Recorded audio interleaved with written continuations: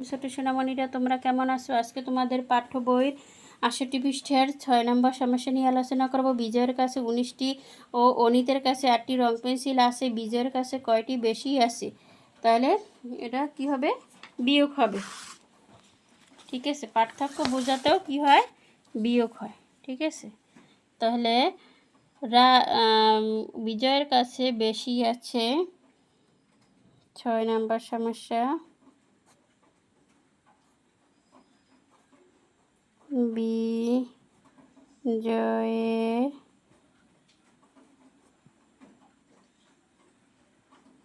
কাছে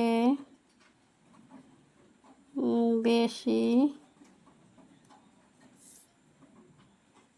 আছে, বিজয়ের কাছে বেশি আছে ১৯ বিয়োগ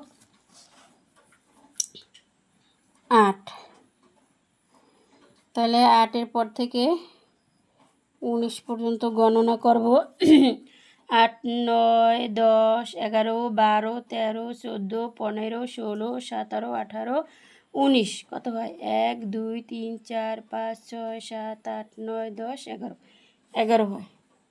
তাহলে এই ১১টি উত্তর, ১১টি। এখন দেখো অনিতের কয়টি আছে? ১, ২, ৩, ৪, ৫, ৬, ৭, ৮।